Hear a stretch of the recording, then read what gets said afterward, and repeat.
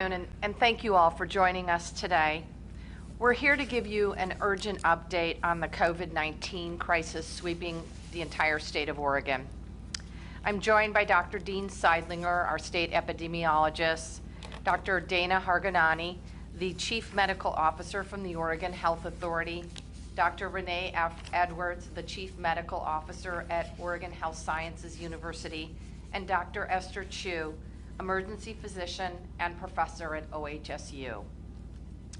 1 week ago, I announced a 2-week pause on social activities to slow the spread of COVID-19 in several of our counties across the state.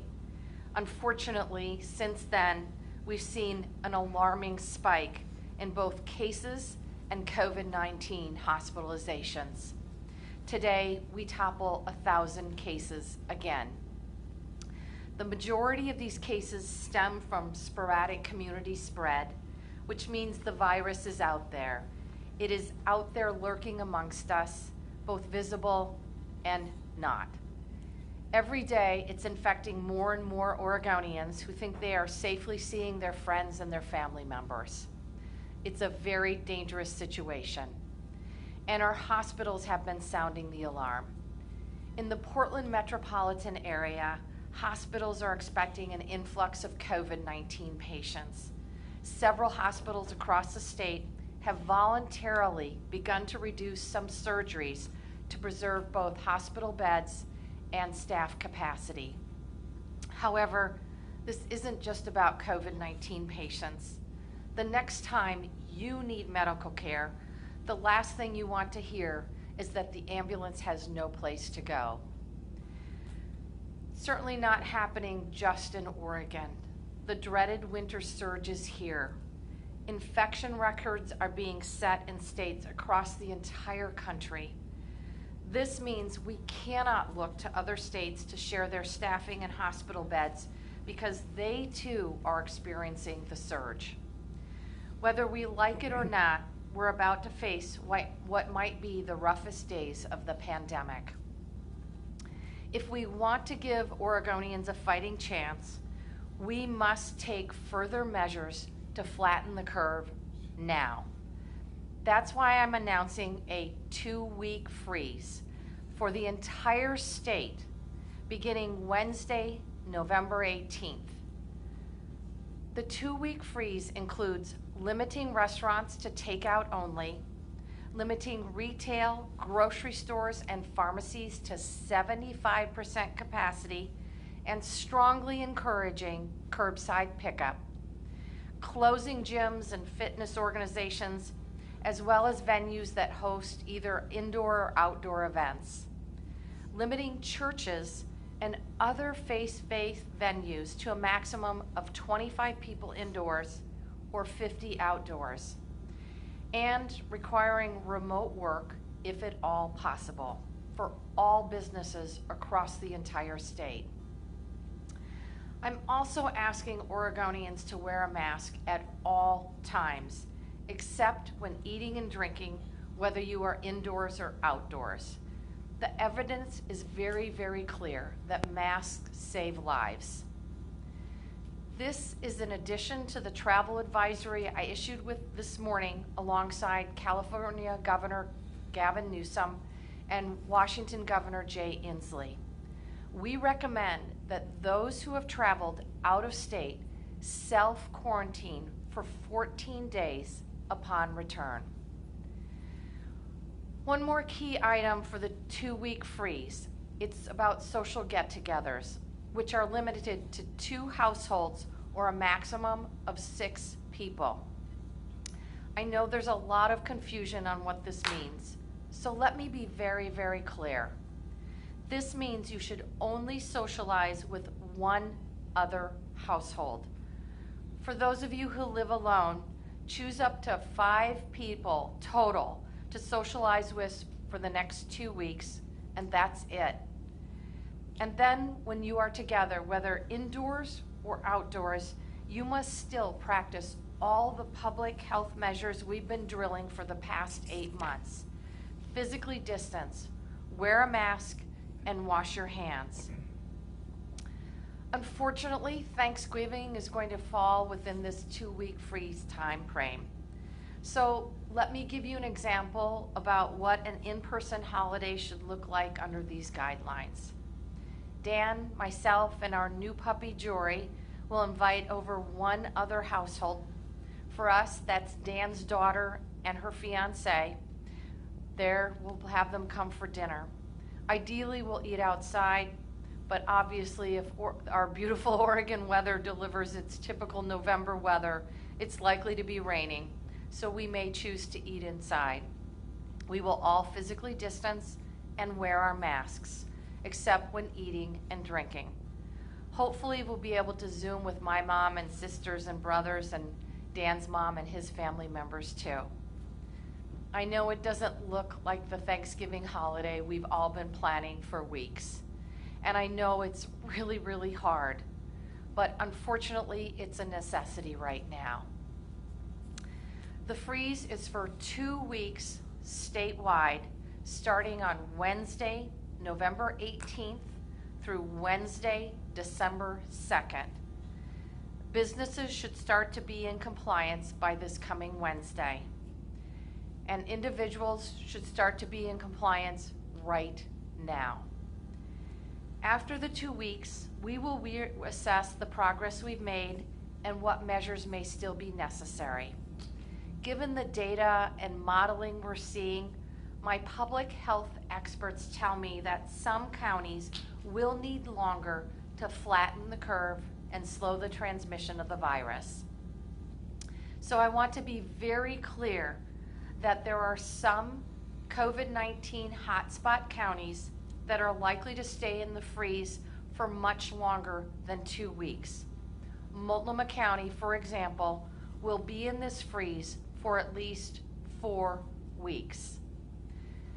I want to be honest about that now. Be prepared.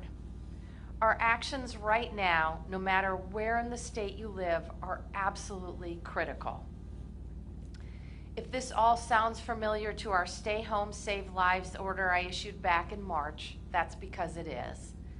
The cycle of this virus is such that we are seeing case rates topping 1,000 per day now. And that means our hospitals are headed for some very dark days ahead. Actions taken now will prevent lives from being lost, not just from COVID-19, but frankly from other diseases or accidents that lead people to get hospital level care, which they won't be able to get if our beds are full of COVID-19 patients.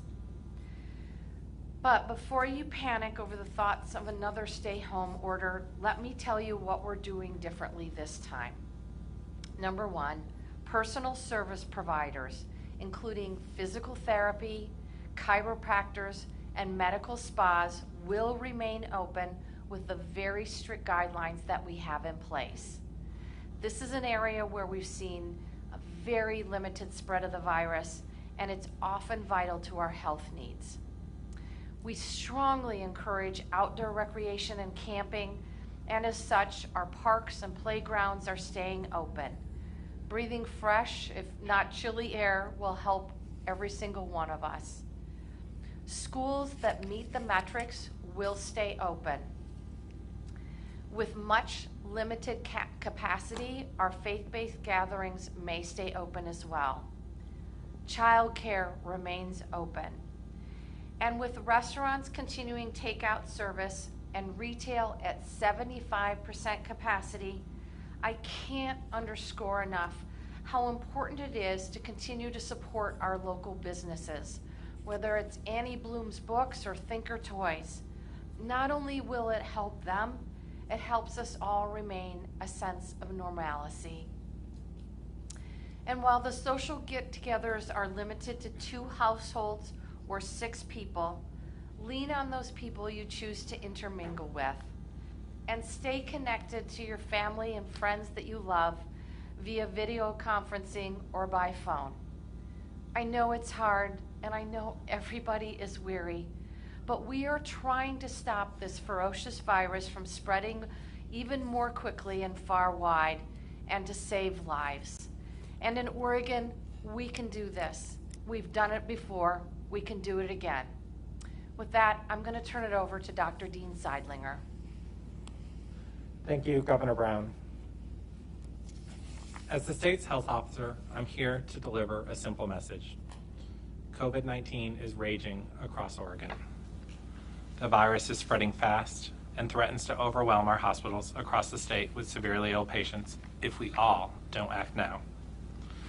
The 2-week freeze Governor Brown just announced will put an urgently needed brake on COVID-19's accelerating momentum and help us bring the virus back under control. These actions can work if we all follow them. Think of the freeze like a fire break that crews dig to slow a wildfire. These temporary limitations on our normal social, commercial, and recreational activities deprive COVID-19 of the needed fuel it needs to spread. People working, socializing, dining, and exercising indoors in close proximity to each other. Right now, the fire is all around us, and it threatens the people we hold most dear. In some places, the fire is burning even hotter, and we may need a wider fire break, as Governor Brown said, maybe 4 weeks or longer. But no matter our location, we're all on the line fighting this fire together. I know this brings hardship, isolation, and limitation at a time when we're looking forward to celebrations. But the risks are too high to shut our eyes to the escalating crisis, and so are the stakes for all Oregonians. So let me provide an update on the situation in Oregon and the latest projection of how the virus will spread if we leave it unchecked. Today, we're announcing 1,076 new cases of COVID-19 in Oregon, and sadly, 7 additional deaths. That brings our cumulative total to 54,937 cases of COVID-19 across our state, with our death toll now at 753. Our deepest sympathy goes out to the families who've lost a loved one to the disease, the Oregonians who've lost their lives, our neighbors, colleagues, and friends. We note each death with sadness and a renewed effort to control this virus. The virus has impacted all of us, and we grieve together. COVID-19 is spreading at an escalating and alarming rate. Last week, we saw 5,177 new cases of COVID-19, a 46% increase over the previous record high of just over 3,500 cases the week prior. I am also saddened to tell you that the virus claimed 42 lives last week, a record high for us here in Oregon, and we mourn every death. The percent of positive cases also jumped to a record high of 11.9%, more evidence that the virus is running rampant in our community. So what's causing this spread? In 2 words, social gatherings. Our case investigations have linked a significant portion of cases to our social get-togethers, where people spend time with each other, often without masks, often not keeping our distance or taking other precautions. Let me tell you about a couple recent examples. 2 Halloween parties. One party had over 50 people in attendance. 10 of those people have since been diagnosed with COVID-19, and we're still investigating whether more of the party attendees will turn up positive. Another Halloween party, smaller in scope, involved members of several different households, with 6 people subsequently testing positive who attended the party. And we're following up on an additional 25 people, cases that have arisen from this outbreak. So 2 social gatherings, one large, the other small, but the result of each was the same. A new round of infections in people's families and spread to other people, including their workplaces, once they've left the party. These skyrocketing cases are even compromising our ability to conduct case investigations and contact tracing on the same level we were just a month ago. On a temporary basis, we've notified counties they can prioritize high-risk contacts and scale back the extent of the interviews and length of time they monitor people who've been exposed in response to the surge. If someone tells you you've been exposed, if you are waiting for the results of a test, or if you test positive, stay home so that you don't risk infecting others. Don't wait for a call from public health. Our public health system in Oregon is strong, but it can't keep up with the huge increase in cases. It's not a failure of our public health workers. Public health investigation, contact tracing, isolation, and quarantine are only some of the tools that we have to use. These tools do not work as well when cases increase dramatically. They can't stop a virus when there are large numbers of people who don't have symptoms and never come to our attention. And when people continue to get together in large groups with many people outside their households, that fuels the spread. That is why we use different tools to respond to COVID-19 in different situations, and Governor Brown's announcement today gives us heavier and sharper tools to continue the fight. And while it's true many people recover quickly, others sadly do not, and some will suffer with the symptoms of COVID-19 for weeks, if not months. Many people will wind up in the hospital. This in turn can overwhelm our healthcare system. Today, the situation facing Oregon hospitals is looking increasingly grim, and COVID-19 hospitalizations have increased nearly 50% in the past week and over 100% in the last month, with Portland metro area hospitals especially facing a constraint. As Governor Brown said, they began to take steps to limit elective procedures to try and spare capacity. As of 3:30 yesterday afternoon, there were only 15 staffed ICU beds available to accept new patients in the metro region, the lowest level we've seen in response to this pandemic. Other regions are facing similar urgency, even if their capacities are not as high.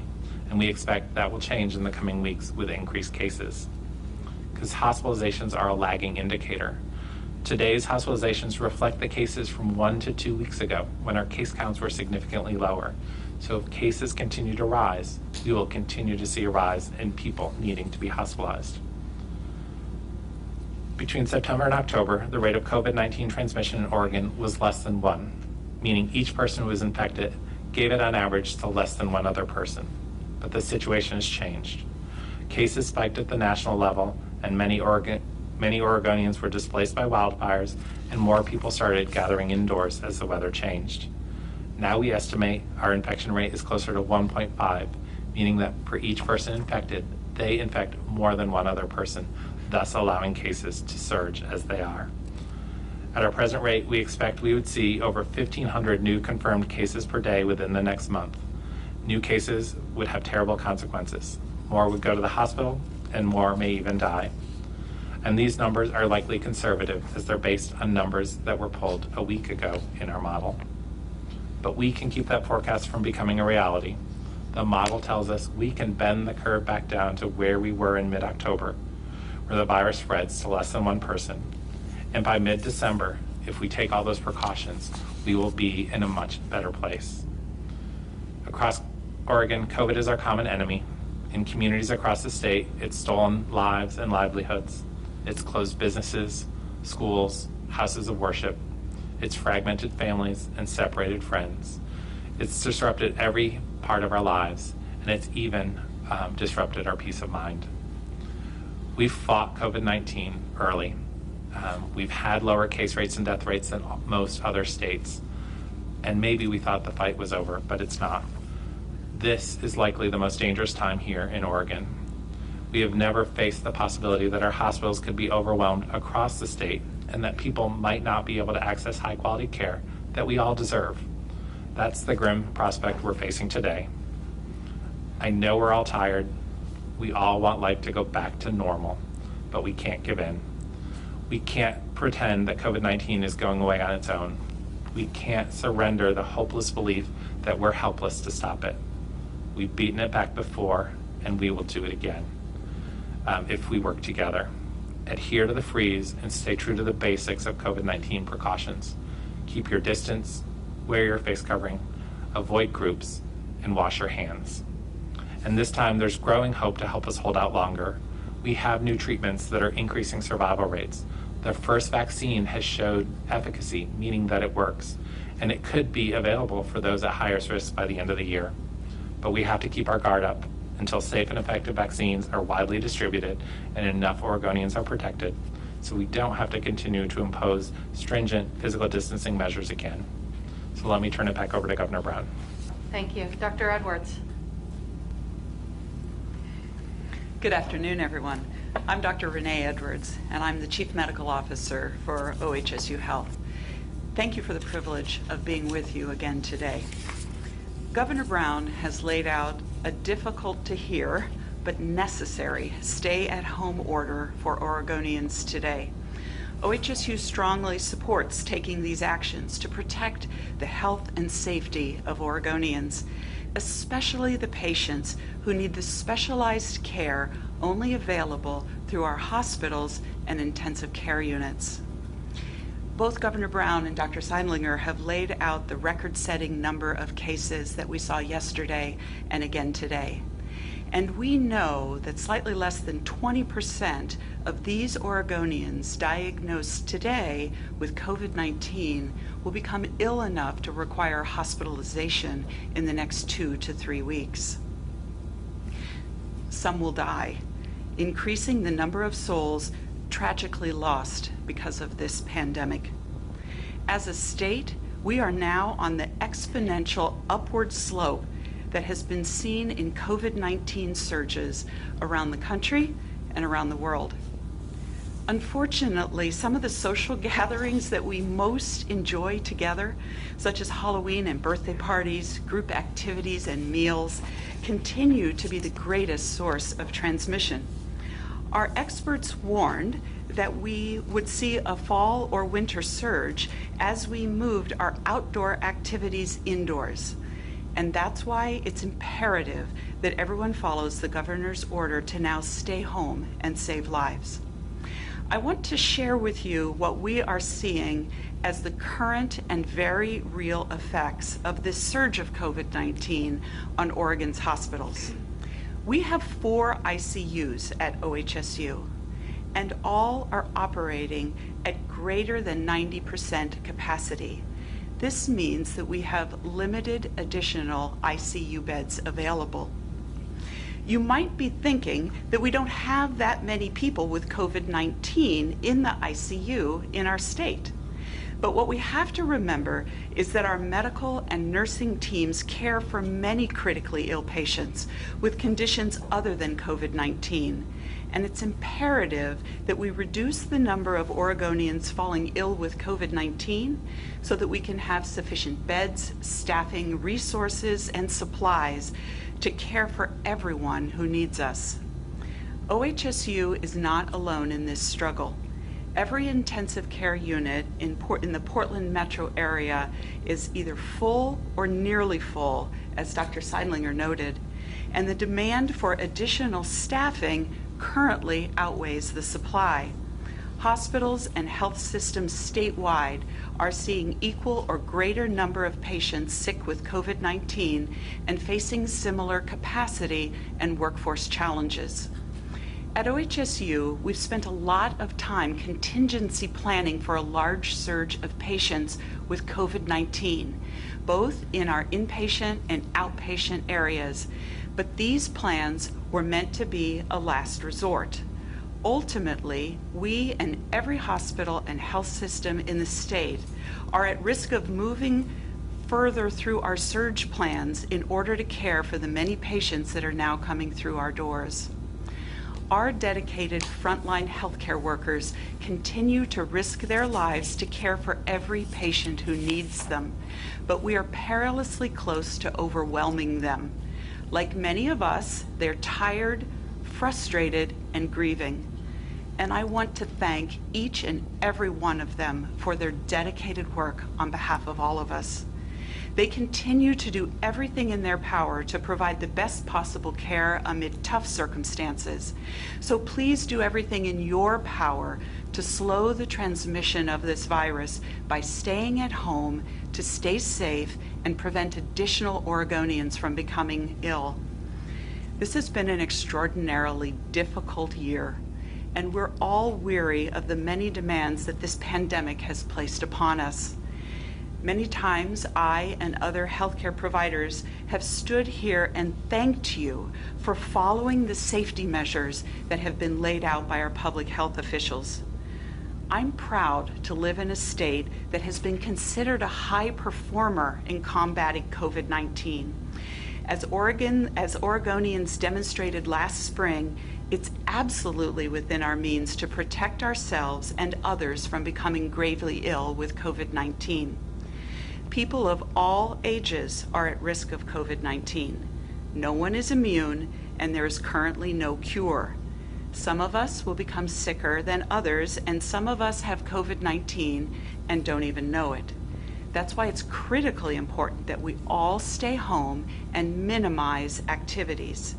If we must go out, please practice the safety measures that have previously proven successful in protecting you and others. Wear a mask, stay 6 feet apart, and wash your hands frequently. The pandemic has taught us that the safety and resilience of our community is reliant on the individual choices of its members.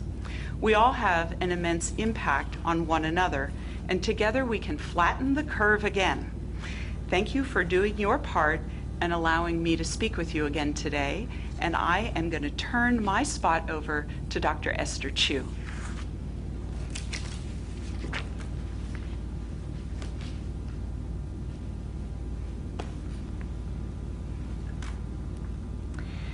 Thank you, Governor and Dr. Seidlinger and Dr. Edwards. My name is Esther Chu. I'm an emergency medicine physician and a professor at Oregon Health and Science University. I want to start by acknowledging that this has been such a hard year. Everyone is under strain from financial and housing and health and schooling stresses. It is so hard to ask all of you this again, and I sincerely wish that I didn't have to.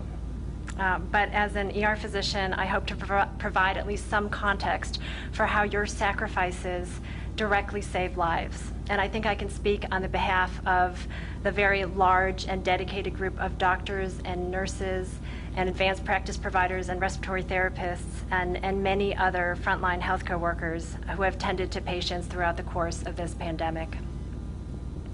For healthcare workers on the front lines, staying home to save lives is much more than just a slogan. For me, it means safety for my colleagues in the hospital and for the families we go home to, in my case, my husband and our 4 young children. For my patients, it means high-quality care in the controlled setting of a well-supplied and fully staffed hospital, a resource that we've managed to maintain to this point in Oregon.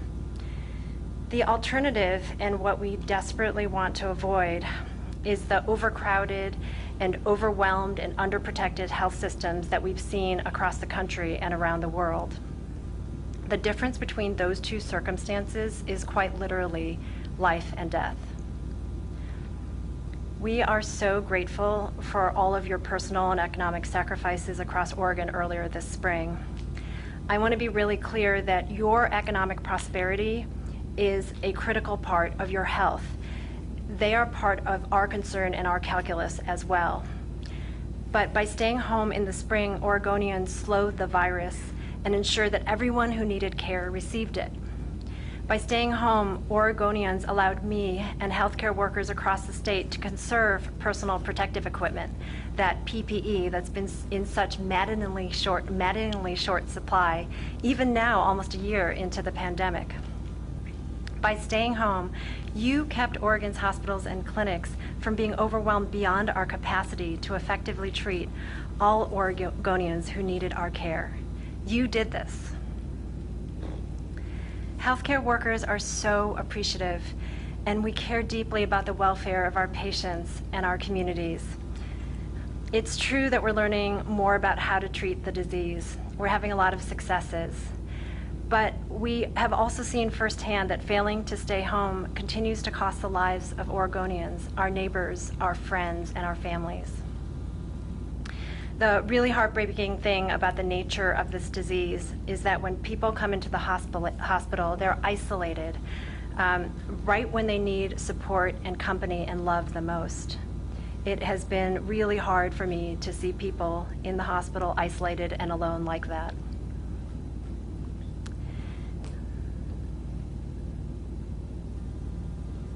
I'm sorry.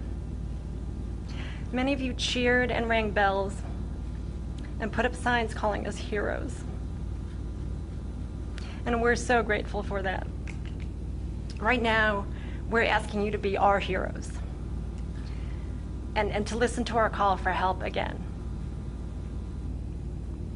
We have the opportunity now to save hundreds or thousands of Oregon families from any more of these painful last goodbyes. The way that we will get through the winter safe and healthy and strong is by pulling together and going all in against this virus, right now.